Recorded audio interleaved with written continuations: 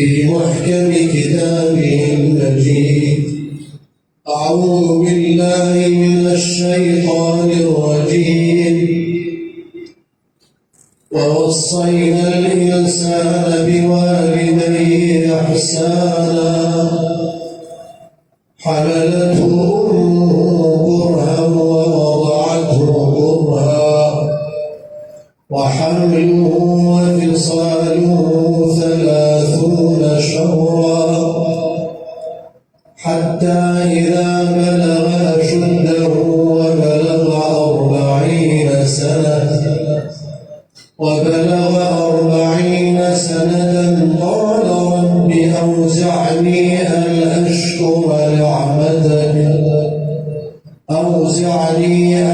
أشكر نعمتك التي أنعمت علي وعلى والدي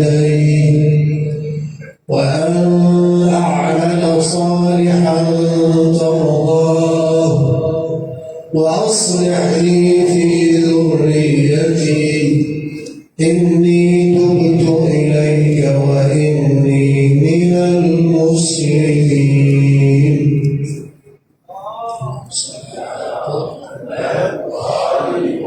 اللهم عجل الفرج لولي أمرك القائم المؤمن رحمه الله ودين. قم على الحياة تعالى نائم للنظر الله يحفظه. ذكرنا الإمام الحجة يفترض القيام رحمه الله ودين. قدم رحمه الله ودين على المنبر جزاكم الله الخير. فعل رحمه الله ودين.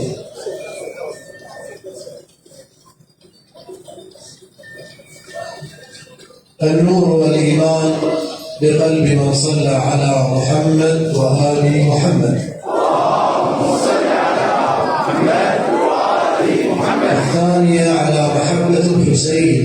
اللهم صل على محمد وآل محمد. على محبة الزهراء بأعلى أصواتكم. اللهم صل على محمد وآل محمد. هذه الآية التي قرأتها على مسامعكم الكريمة هي الآية رقم 15 من سورة الأحقاف، والآية التي بعدها أيضا رقم 16 من نفس السورة. هاتين الآيتين تتحدثان عن الحسين عليه السلام، عن مجمل حياة الإمام من ولادته من حمله إلى ولادته إلى شهادته إلى أن يدخله الله عز وجل الجنة. وطبعا لعله البعض ينصدم أو يستغرب هذه الكلمة أنه ما علاقة هذه الآيات بالحسين صلوات الله وسلامه عليه. طبعا هنالك آيات كثيرة لا حصر لها ولا عد ذكرت سيد الشهداء صلوات الله وسلامه عليه. ومن هذه الآيات قوله تعالى: الذين أخرجوا من ديارهم بغير حق إلا أن يقولوا ربنا الله. هذه الآية عندما ترجع للإمام الباقر صلوات الله وسلامه عليه، وقبل أن نذكر كلام الإمام أقول قضية موجودة في القرآن الكريم يفترض أن ينتبه لها الشباب، وهي قضية الاستشراف والاستشراق. يعني أن القرآن الكريم فيه آيات كثيرة تستشرق وتستشرف الأحداث، تتحدث عن أحداث ليس في زمان النزول وإنما في الزمان القادم.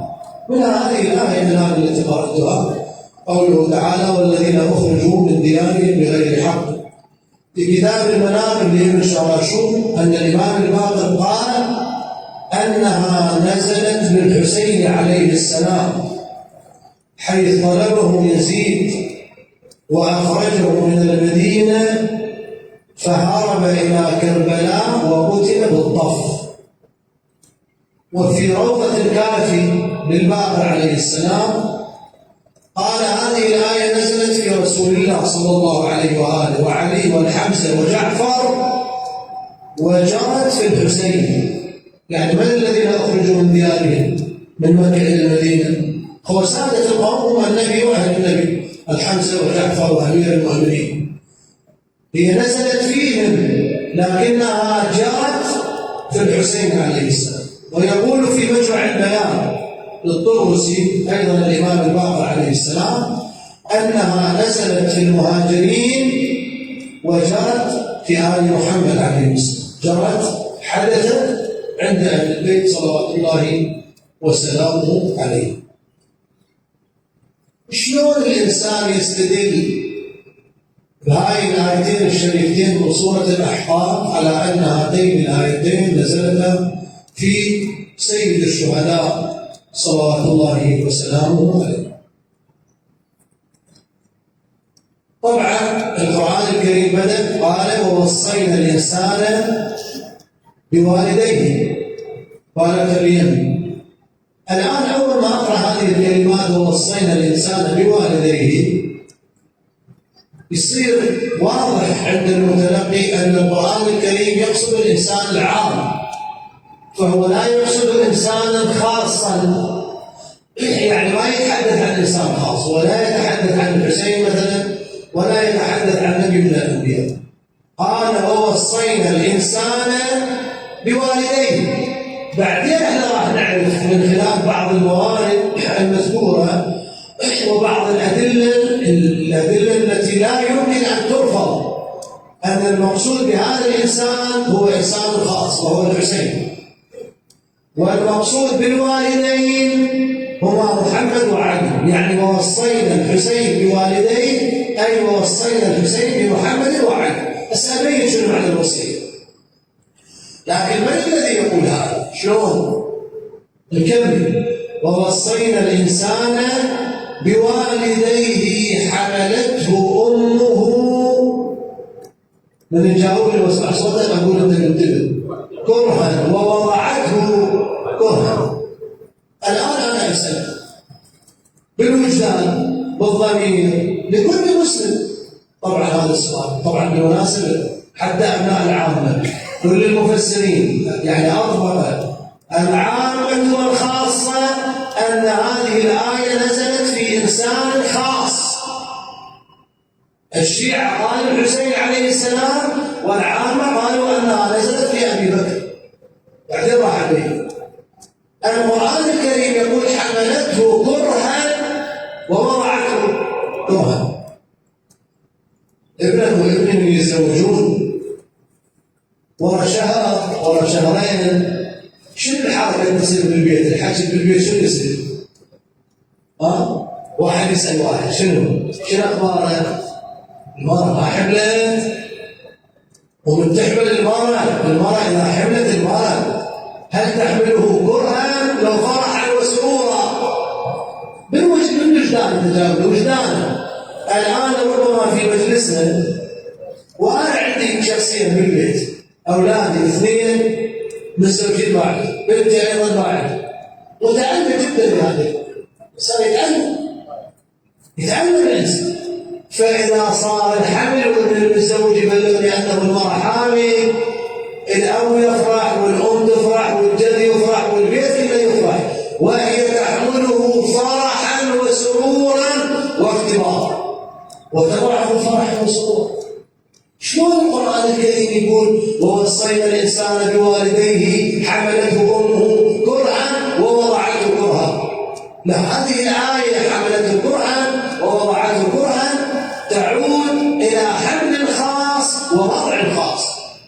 هذا أي حمل؟ هذا حمل الحسين عليه السلام، لأنه لما دنت ولادة الحسين عليه السلام نزل عليه جبرائيل. وهذه الرواية أيضا مذكورة في كتب العامة والخاصة أن جبرائيل نزل عليه مهنئا معزيا، هنأ بالولادة، وبنفس الوقت نفس اليوم اللي صار بالحسين عزاه، قال له إن ولدك هذا سيقتل وتقتله أمتك.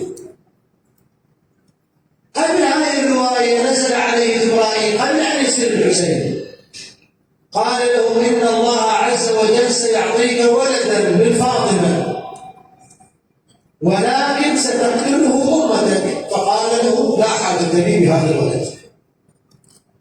ثم نزل، صعد جبرائيل ونزل قال إن الجليل يقرأك السلام ويقول لك إن هذا الولد فيه الإمامة والوصية والولاية. قال رضيت، إذا هذا بالدين، لأنه الولاية هي الدين. فأرسل إلى فاطمة إن الله عز وجل سيرزقني ولد ولكن تقتله أمتي. فقالت لا حاجة لي به. فأرسل إليها مثل ما الله سوياه هو سوياه ويفضل. قال إن فيه الولاية والوصية والإمامة. قالت رضيت، فحملته كرها. ليش؟ لأنها تعلم بمختلف، ووضعته كرها. ولما وضعته دخل النبي، وهذا في البخاري ومسلم، قال علي بوليدي، جابوا الحسين عليه السلام صار ينادي عزيز علي أبا عبد الله، عزيز علي أبا عبد الله، حتى جرت دموعه واخضلت لحيته وصار ينشج نشيجا ثم صار يلحق لحيبا، حتى أن بيوتات المدينة سمعت لحيب رسول الله صلى الله عليه وسلم يلحق عن الحسين عليه السلام. وهاي سنة. يعني أنا أتعجب يقول واحد أنا سني وما يبكي على الحسين.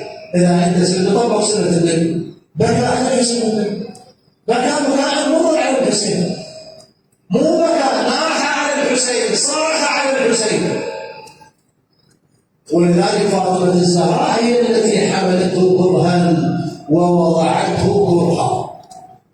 ووصينا الإنسان بوالديه إحسانا، حملته أمه كرها ووضعته كرها. هاي إشارة رقم واحد. إشارة رقم اثنين، وحمله وفصاله شقد 30 شهرا. من جانب آخر والوالدات يرضعن أولادهن شقد حولين كاملين. والحول هو شنو؟ السنة. والسنة كم شهر؟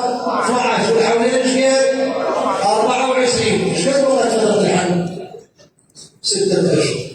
لم يولد على وجه الأرض ل6 أشهر إلا الحسين ويحيى بن زكريا. أما عيسى بن مريم، روح راجع تفسير سيد عبد الله شبان، يقول أن مريم العذراء خرجت من أهلها دون حمل فغابت عنهم 9 ساعات من هاي ساعاتها، ورجعت وهي تحمل مريم. هذا الحمل الخاص، الحمل الإعجازي. أما بالنسبة إلى سيد الشهداء ويحيى بن زكريا فقط هم اللي تحقق بهم هذه القضية، كل واحد 6 أشهر وانطبقت عليهم هذه القضية. الآن إذا تراجع عندهم اسأل الأطباء حتى المختصين بالغدد والأطفال، أطفال الغدد من 7 أشهر كما فوق يدخلون بالمصحات وإلى ترتيب خاص وبعدين يطول الأمور. أما 6 أشهر ماكو غير الجسيم أبدا. زين. يقول القرآن الكريم وحمله وفصاله 30 شهرا. أبو واحد من أبناء العامة السيوطي يقول أن هذه الآية حمله وفصاله 30 شهرا نزلت في أبي بكر، لأنه بعد الوجه صارت حملته كرها ووضعته كرها. هذا دليل حمله وفصاله 30 شهرا. ما هو واحد من الكرة الأرضية مولود 6 أشهر. إذا قالوا الحسين هاي مصيبة لأبو الحسين. فقال إن هذه الآية نزلت في أبي بكر. يا شلون؟ قال حملت به أمه 9 أشهر وأرضعته 21 شهر من 24 فصار 30. إذن هاي الآية تتحدث عن أبي بكر. شوف الانحدار، مرات واحد ينحدر على الحقيقة، هو يعرف الحقيقة بس شلون يعالجها بطريقة مو صحيحة أبدا. ثم يقول القرآن الكريم الإشارة الثالثة، يقول حتى إذا بلغ أشده، قال ويعني وبلغ 40 سنة قال رب أوزعني أن أشكر نعمتك التي أنعمت علي وعلى والدي، حتى إذا بلغ أشده. متى يبلغ الإنسان الأشد؟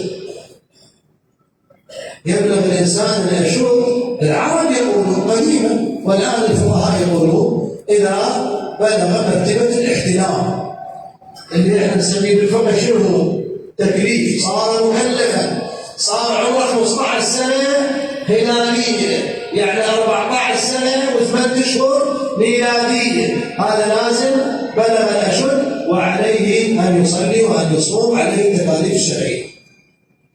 حتى إذا بلغ أشده وبلغ 40 سنة، يعني بعد أن بلغ الأشد نزود عليه الجد 40 سنة، حتى إذا بلغ أشده وبلغ 40 سنة بعد البلوغ للأشد، يعني شو صار عمره؟ جد 55 سنة، 15 و40 55 سنة. قال رب أوزعني أن أشكر نعمتك التي أنعمت علي وعلى والدي. هذا العقل يدل أنه واحد يسمع عمره 55 سنة يلا يقول ربي أوزعني يعني قولي اعطيني طاقة أن أشكر نعمتك التي أنعمت علي. لا، هذا خلاف العقل. الإنسان إذا بلغ أشده، إذا صار عمره 15 سنة، عليه أن يتعبد، والعبادة هي شكر الخالق أو شكر المنعم. يصير طلبة الحوزة يقول ليش الله عز وجل كلفنا بالصلاة وبالصوم؟ ليش تصلي؟ الله معتاز صلاتنا؟ شو تقولوا؟ يعني إذا احنا كلنا احنا ما صلينا، الله كبير بزمان؟ ها؟ إذا كنا احنا صلينا وصرنا موامنا، الله صغير ويكبر؟ لا. صلينا ما صلينا، صرنا ما صرنا، أصلا القضية مو يا الله عز وجل ما يحتاج لا صلاة ولا صوم. لكن عندما يكلف الإنسان يؤمر بالصلاة، تطلب منه الصلاة شكرا للمنعم. هي هذه الصلاة والصوم وذلك كل الفرائض، العبد يشكر ربه أن بلغه هذه المرحلة وأنه صار مكلف. فالمفروض أنه يشكر الله من عمره 15 سنة ويأخر إلى 55. إذا القرآن يريد يقول أن هذا الدعاء دعا به إنسان مخصوص وكان له من العمر قد 55 سنة في زمان معين في لحظة معينة، فقال رب أوزعني أن أشكر نعمتك التي أنعمت علي. شنو النعمة اللي الله عز وجل أنعمها على الحسين؟ شنو النعمة؟ إمام معصوم، سيد الشهداء، سيد شباب أهل الجنة، والد الإمام المهدي، كثيرا من العطايا التي وهبها الله عز وجل لأبي عبد الله الحسين. أن أشكر نعمتك التي أنعمت علي وعلى والدي. من هما والداه؟ محمد صلى الله عليه وآله الذي جاء بالإسلام، ولولا محمد صلى الله عليه وآله لضاعت الدنيا بأسرها. وعلي سلام الله عليه الذي حفظ الإسلام، لولا علي راح الإسلام ينتهي الإسلام. فواحد أوجده وآخر حافظ عليه من الانحراف. ما عندي مجال أسولف لك شنو صار فترة الخلافة وأمير المؤمنين شنو سوى. ترى إحنا هذا الحج اللي رايحين للحج واللي رايحين للعمرة يعرفون هذا الكلام، أنه هذا الحج اللي جاي الحج الآن اللي هو اسمه حج تمتع. هذا حج التمتع من سنة 27 ونحن قمنا الحج، وهو حج النبي صلى الله عليه وآله. أما من سنة 11 إلى سنة 27 ماكو حج. ليش ماكو؟ لأنه صاحبنا طلع الحج دين، كان ماكو عمرة تمتع وحج تمتع وبيناتهم يحل الإنسان إحرامه. لا، على الناس أن تحج إفرادا. منا لما سنة 27 يعني 16 سنة الأمة الإسلامية ما عندها حج. شلون الآن قاعد تضيع الحج؟ يوم 8 هو عليك التوبة بعرفة، مو يوم 9 هو عليك توبة. فأمير المؤمنين حفظ الدين، والنبي صلى الله عليه وآله هو من أوجد الدين وأرسى الدين. ثم يقول وأن أعمل صالحا ترضاه. هذه الإشارة الرابعة صارت. ليش قال وأن أعمل صالحا أضاف لها كلمة ترضاه؟ وأن أعمل صالحا كافي، لأن العمل الصالح ركز وياي تارة يوصف بالرضا بأنه صالح ومرضي عند الله، وتارة يوصف بالصلاح، يعني مرة مقبول ومرة مقبول ومرضي. فالعمل المقبول مقبول أنت تأخذ جزاء عليه، لكن العمل المقبول والمرضي الصالح والمرضي يبقى أثره ما بقيت الدنيا. شوف شلون إشارة قوية، شلون يعني إذا الله عز وجل أنت صدر منك عمل صالح قبله الله ورضي به، طبعا هذا لا يصدر إلا من المحصول، فإن هذا العمل لا يزول ما بقيت الدنيا. شلون احنا نقول أهل البيت يقولون ما كان لله ينمو. عمل الحسين وثورة الحسين عليه السلام من سنة 60 الآن 1445. إذا قلنا نسوي له رسم بياني، أهل الفيزياء وأهل الرياضيات يعرفون، سوي لي من سنة 61 إلى سنة 1445. هذا المنحنى يطلع تصاعدي مو بشكل طبيعي، مو انحناء، عدد صاعد. كل سنة وكل عام نتعامل مع عاشوراء جديد، نتعامل مع فيوضات عاشورائية جديدة.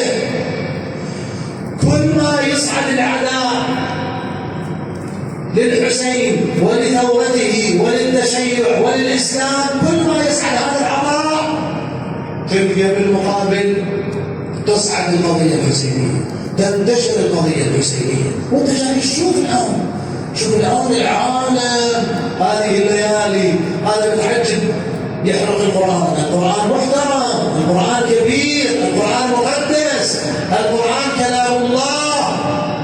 إذا أنا أتحجب عن الناس تباوع ما شاء ما أقدر أباوع.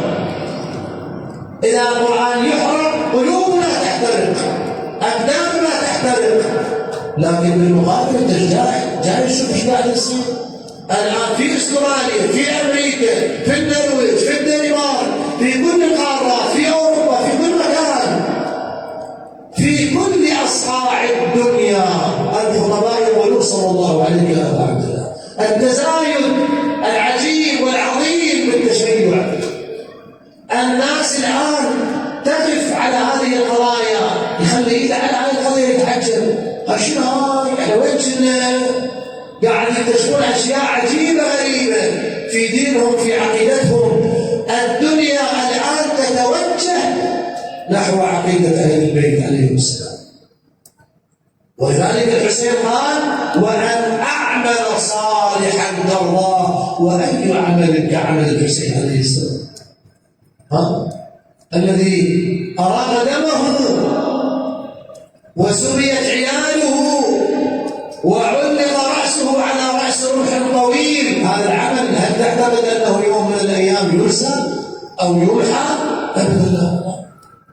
شوف أنت أولادك الآن وأطفالك تلقى عمره 4 سنوات 5 سنوات كل ساعة يجي بابا سوي لي خيمة، أريد الموكب، أريد الحسين. يجي هنا يوقف يستشعر هذه القداسة، يستشعر هذه المعاني، لأنه تربى على القضية الحسينية. ولذلك يقول وأن أعمل صالحا ترضاه، إشارة رابعة. وإشارة خامسة وأصلح لي في ذريتي. الإمام الحسين من ذرية الرابعة عشرة؟ من كان الإمام اللي موجود؟ الإمام السجاد. ايش كان به الإمام السجاد؟ كان مريضا مصابا بمرض الآن بالعلم يسمونه مرض الذرب. هذا المرض أنه إذا أكل زادا فإن المعدة لا تهضم هذا الزاد، يبقى زاد متخمر سوء هضم نسميه، وإذا وصل لمرحلة من المراحل يتغير، كل ما يأكل شيء يتغيره حتى بلغ من المرض أنه لا يستطيع أن يقوم على قدميه. لما رفع طرف الخيمة وشاف راس الحسين على الروح قال: عم ناوليني عصاي وسيفي. قالت: ما تصنع بهما؟ قال: أما العصا فأتوكل عليها، وأما السيف فأقاتل به. وطبعا هذا مرض لعلة، هو يوم 7 يوم 8 ويوم 9 كان مع العباس عليه السلام ومع الذين جلبوا المال العيال سالمه. يوم 10 أصابه هذا المرض لحكمة الإلهية. يقول: وأصلح لي في ذريتي. وقد بعض الناس يتعجب يقول: شو شيخنا صدق كذي وأصلح لي في ذريتي؟ يعني الإمام الحسين بن طيب السجاد. زين هذا نبي الله زكريا سلام الله عليه لما تمرض زوجته طلب الذرية. ألم يقل في القرآن الكريم يقول: وأصلحنا له زوجه. تعرفون يا عيسى زكريا؟ ما شلون هذا إمام معصوم وريث النبي؟ شنو يعني القرآن الكريم؟ وإذا ذكر الإمام السجاد ليش يعني مترفع الصدر عندها التحسس هذا؟ وأصلح لي في ذريتي إني تبت إليك وإني من المسلمين. تبت إليك، التوبة في اللغة شنو معناها؟ الرجوع والأوبة.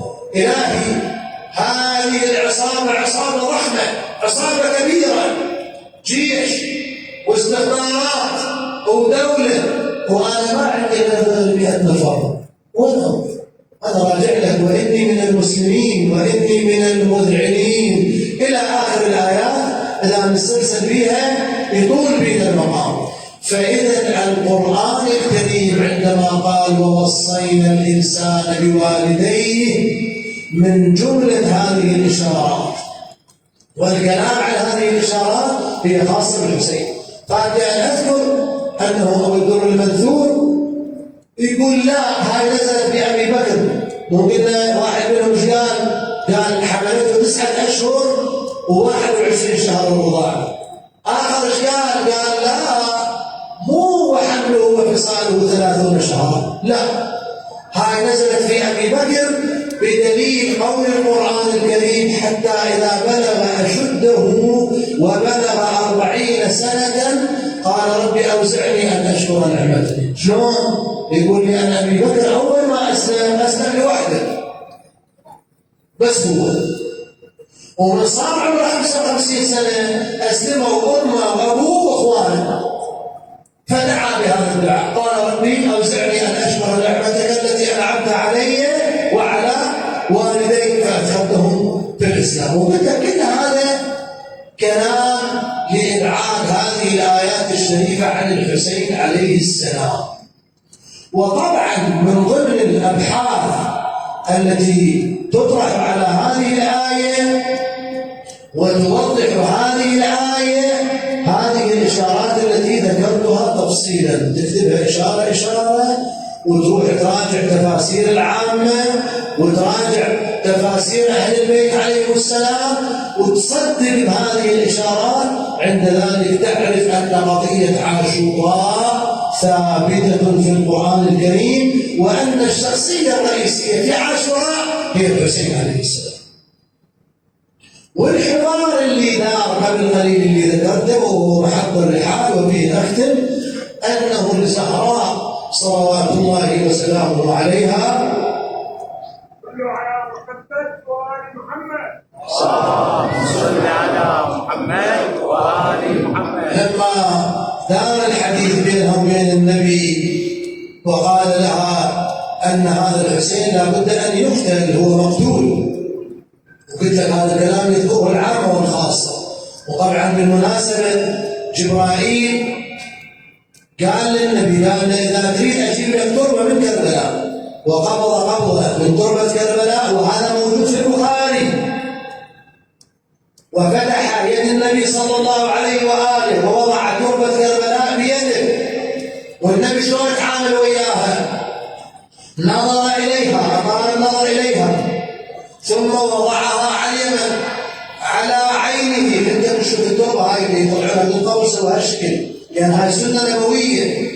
وضعها على عينه تقديسا. انت اليوم واحد من يجيك يقول لك اريد منك هاي الشغله تسويها، انت شو تقول له؟ بعيوني، على عيني. وضعها على عينه ثم شمها وبكى. وبكت الزهراء وبكى امير المؤمنين، وصار الحوار. وطبعا ترى ما واحد من المسلمين، هذا ايضا دليل روائي، هذا دليل روائي غير الاشارات اللي موجوده بالايه. جيب لي واحد من المسلمين بيوم ولادة الحسين، يعني من سنة 3 للهجرة، قبل شهادة الحسين ب57 سنة، جيب لي واحد من المسلمين ذاك الزمن ب3 للهجرة ما يعرف أن الحسين يموت مقتولا والحسن يموت مسموما. كله يدري، أهل المدينة كلهم يدري أن الحسين يقتل بالسيف والحسن يقتل بالسم. وكان النبي صلى الله عليه وآله يقبل الحسن من فمه ويقبل الحسين من منحره. ومن السنة فاطمة الزهراء أو يسألونه يقول أن الحسين يقتل مسموما، الحسن يقتل مسموما والحسين يقتل مذبوحا. هذا دليل روائي على أن الكل يعلم. تسأل الزهراء، تسأل النبي صلى الله عليه وآله تقول له أي زمان؟ فيقول لها في زمان خال مني ومنك ومن علي ومن الحسن. احنا موجود، احنا ذول اصحاب الرساله. يقول فتبكي الزهراء صلوات الله وسلامه عليها. قال ما يبكيك؟ قالت ابكي على ولد الحسين، فلا بواكي عليه ولا نوالب تندبه. قال لها لا بني، قرت عينك، فإن الله عز وجل سيخلق له شيعة. الرجال تبكي على الرجال والنساء تبكي على النساء. وفعلا صرنا نتوارث هذه الدمعة، وهذا مصداق حديث النبي صلى الله عليه وآله: إن لقتل ولدي الحسين حرارة في قلوب المؤمنين لن تنطفئ أبدا. أهل العربية يعرفون، مو لن. الزمخشري يقول أن لن تفيد التأبيد، مستحيل يجي زمان أبدا. هذه الحرارة ما تبرد، هذه الحرارة ما تخمد. الدموع دائما جارية، القلوب دائما وارية على ذكر أبي عبد الله. الكل يبكي، الصغير والكبير والرجل والمرأة، بل حتى بين المسلمين بكوا على الحسين عليه السلام. انت اليوم جيب لك واحد قاعد يمه بوذي وسولف له، قل له ايش اللي سووا بالحسين؟ حرموا من الماء 3 أيام، ثم ذبحوه من الوريد الى الوريد، سبوا نساءه، رضوا صدره، علقوا راسه على راس روح الطويل، فعلوا به كذا وكذا. يبكي ما يفعل لنفس الانسان، ما بفطرة الإنسان البكاء على أبي عبد الله. بكاه العالم، بكاه الجاهل، بكاه الأئمة، بكته الأرض، بكته السماء. 40 سنة، 40 يوما. هذا ابن حجر العسقلاني: 40 يوما بكت السماء على الحسين، فلا نقلب حجرا عن حجر حتى نجد فيه دما عبيطا. شنو يعني عبيطا؟ يعني طازج، يعني قوه كأنه الدم يفور. السماء بكت. الإمام الحسن عليه السلام يقول: بكته الحيتان في البحار والوحوش في الفلوات. كسفت الشمس على أبي عبد الله يوم العاشر. وأهل الفيزياء وأهل الكون يعرفون أن الشمس لا تكسف إلا في أواخر الشهر، يوم 29 أو 28 كسفت الشمس حتى مالت النجوم يوم العاشر، وكسف القمر يوم العاشر أو ليلة 11، والقمر لا يخسف إلا ليلة 14 أو ليلة 15. تغير الكون بأسره، بل أن الأنبياء آدم عليه السلام لما علمه جبرائيل الدعاء قال ادعو هذا الدعاء: قل يا محمود أسألك بحق محمد بحق علي، قل يا فاطمة أسألك بحق فاطمة، يا محسن أسألك بحق الحسن.